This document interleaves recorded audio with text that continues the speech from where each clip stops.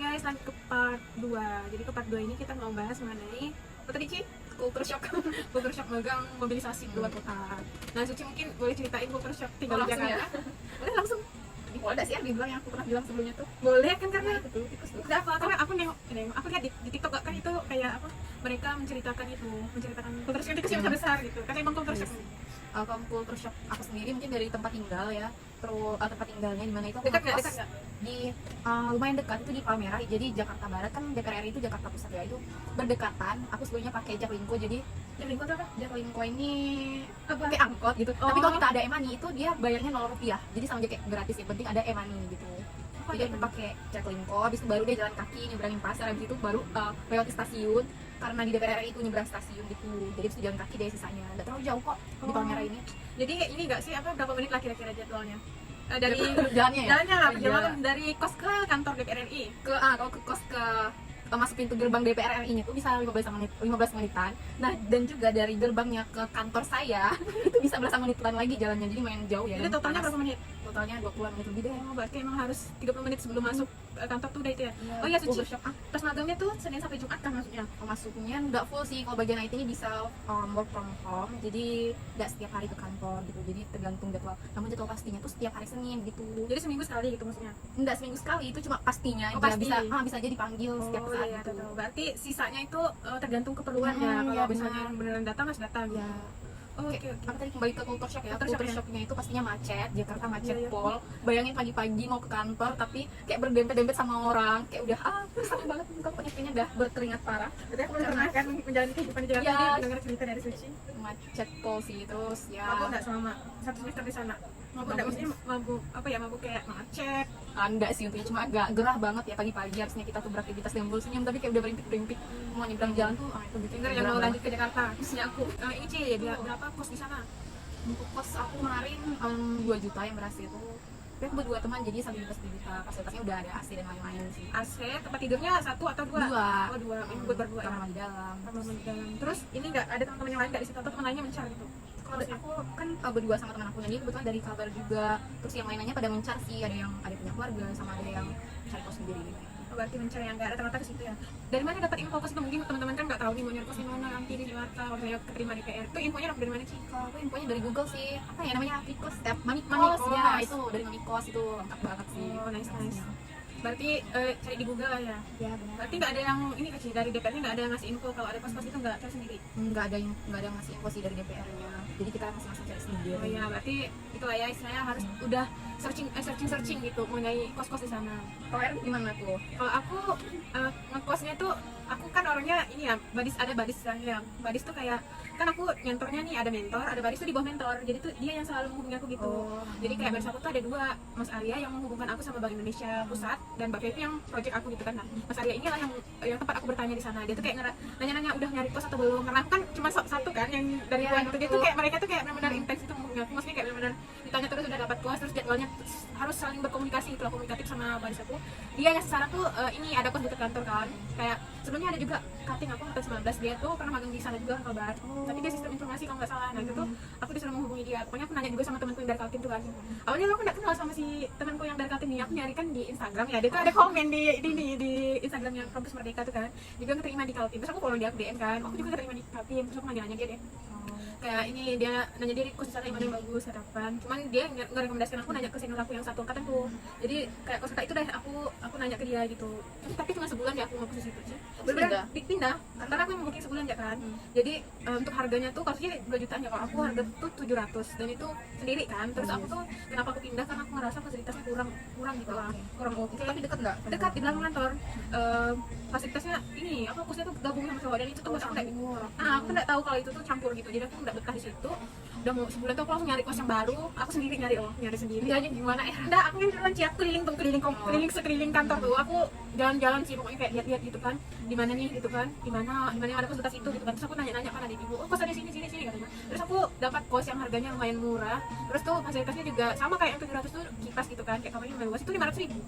Kalau di Kaltim masih ada kos yang 500.000. Tapi kipas gitu enggak sih. Masih deket kan sama lokasi? Dekat belakang. Oh, Aku jalan tuh cuma 10 menit apa 5 menit gitu aja Ci. Biasa aku pakai payung kalau jalan kaki, kalau capek aku biasa pakai mesin. Tapi tapi beneran dekat, cuma 5 menit bisa, 10 menit gitu lah, pokoknya jalan gitu dekat, harus jalan kaki karena dekat, termasuk dekat sih. Tapi kalau kenapa aku milih kos yang enggak ber-AC gitu kan, karena aku setiap hari itu di kantor karena sampai malam gitu. Emang sih enggak sampai apa ya, kalau jadwal kantoran dari pagi sampai jam 5 ya, cuman karena aku merasa senang karena kan ada pegawai yang lembur kan, jadi tuh ikut lembur juga sama terus emang lebih sering di kantor sih uang pas ya. pulang tuh cuma tidur nggak di kos gitu. Jam kerjanya tadi sampai jam berapa? Dari jam 7.30 kalau nggak salah sampai jam 5. Jam 5, tapi boleh lah Boleh, iya boleh malam. Kalau ada pegawai yang lembur, kalau nggak ada ya pulang juga. Mungkin akan aku sendiri di kantor gitu. Kadang kalau aku ada pegawai lembur tuh, kalau mereka minta bantu kan aku juga bisa gitu. Nah, aku ngapain kan? Iya, masih waktu Oh, itu ya sih. karena gabut juga pastinya kan. Oh iya, Bu. Culture shock aku di sana apa ya? Aku juga belum bilang tadi sebenarnya. Iya kan? Aku dulu nih ya. Nggak aja, nggak Culture apa-apa. shock aku ya. Aku mengira kalau di kantin tuh bakal ada suku Melayu juga gitu. Jadi Iya. apa aja? Jadi di sana tuh paling banyak tuh Banjar, Kutai, apa lagi ya? Pokoknya Kutai itu yang daerah Kaltim. Banjar sih paling banyak tuh Banjar. Tapi mayoritasnya muslim kan? Muslim, cuman aku mengira tuh kayak kita sih kalau di Pontianak kan Melayu. Itu tuh aku tuh nggak kepikiran kalau di sana tuh bakal oh ternyata Melayu tuh jarang gitu. Karena di kantor aku tuh jarang Melayu, ada juga Jawa sih, banyak juga Jawa. Lumayan lah Jawa tuh banyak mobilisasi dari Surabaya tuh banyak yang pindah. Bukan apa ya? Kayak perantau ke Kaltim tuh lumayan banyak. Mungkin itu sih kultur aku terkejut karena nggak searching dulu apa suku gitu. Suku yang Tapi nggak masalah sih, kita saling bertoleransi juga. Maksudnya kayak aman aja gitu. Dan mungkin kata-kata yang paling familiar ya, mungkin orang Kaltim udah nonton, ya lo, ya aku kita iya kan kayak gitu. Ya lo, ini lo, kayak gitu. Terus itu sih.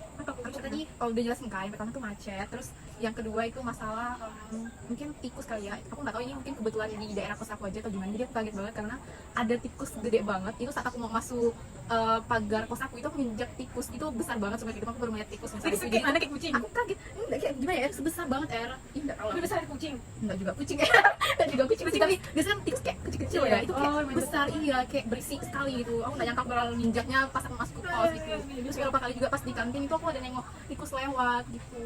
Terus ini, mungkin ini tips juga yang itu wifi. Yang wifi, Yang hati-hati terhubung ke wifi oh juga iya, kan. sama hati-hati untuk yang terhubung ke wifi, karena pas pertama kali aku menginjakan kaki di Jakarta itu aku udah terhubung ke wifi kos aku. Aku nggak tahu sih itu sumbernya atau dari mana celah itu masuk, tapi tiba-tiba malamnya itu aku kena retas, jadi email, LinkedIn semuanya, IG itu diretas, sukunya itu semua bisa kembali. Aku cepat-cepat pulih karena ada notif dari email aku, jadi pokoknya aku kembalikan sebisa mungkin. Jadi sebelumnya sih kembali semua ya, tapi tiba-tiba ternyata aku nemu celah lagi, dia ternyata udah terhubung ke semua aplikasi yang terhubung sama email aku. Jadi itu parah banget sih menurut aku. Nah ini nih Ci, ada hubungannya kan kami sering ya di BI itu kayak diajarin gitu untuk menjaga keamanan tuh kayaknya salah satu kita menjaga keamanan ini apa keamanan data diri kita lah di ponsel kita nih, itu yang pertama itu jangan sembarangan menggunakan wifi publik. Cuman mungkin di sini kita kayak tidak pernah lah ya terjadi kayak gitu ya, kayak kalau misalnya kita kehubung ya ke wifi publik gitu kan kalau di daerah kita sini masih jarang ya, pada Jakarta tuh sih pernah terjadi itu ya. Nah itu salah satu cara mencegah biar kita nggak diretas tuh jangan sembarangan masuk ke wifi yang publik gitu ya.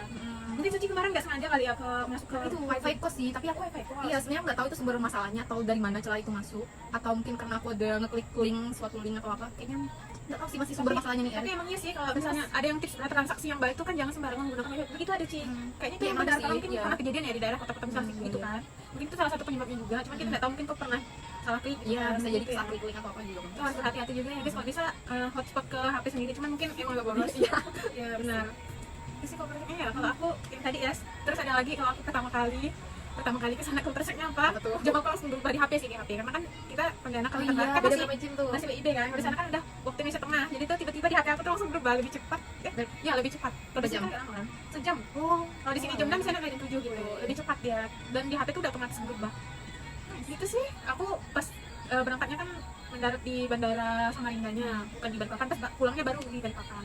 Oh iya, aku pas pulang Suci. Kan mungkin aku ceritain fasilitas maafnya nyambung lagi jadinya. Jadi di sini ya pas lintasnya tuh aku dijemput pertama kali pergi tuh emang aku yang dari sendiri kan, kayak yang jemput di bandara tuh aku emang udah hubungin super taksi dari sana, itu ada dari kakak aku sebelumnya. Jadi yang pertama aku siapin tuh tiket pesawat beli sendiri, terus yang mau jemput aku terus kos itu langsung siapin sana kan waktu di sana. Jadi itu mungkin udah aku siapin sendiri deh, pokoknya travel tuh sendiri dari Samarinda ke BI nya tuh ke tempat kos aku tuh 200.000. Terus pas pulangnya tuh kalian nggak tahu nggak kan udah dibeliin semua ya, kalau pulang nih udah dibeliin pesawat, udah disediain travel, dan aku nggak nyangka kalau travel yang disediain tuh disewain mobil satu cuma buat aku. Wah, Imajinasi loh gitu, serius. Mungkin nggak tahu juga ya, mungkin itu kan Gojek ya? nggak pakai Gojek, disewain mobil satu mobil tuh cuma buat aku lah, cuma kan aku sendiri gitu. Cuman mereka kayak ngasih fasilitas yang baik emang sih. Cuman itu emang mau udah jelasin sih sebelumnya kalau misalnya berapa maksimal biaya yang akomodasi kalau pakai bis, nah itu tuh ada dari mereka itu di reimburse gitu. Dan mereka memberikan fasilitas yang baik lah untuk para semuanya. Ada lagi? Terkait nilai apa enggak tuh? Kalau aku Konversi, ya. konversi nilai. Jujur ya konversi nilai aku alhamdulillah aman. IP aku jadi 4 semester 6 kemarin di konversi A semua. 12 SKS. Iya, ada SKS.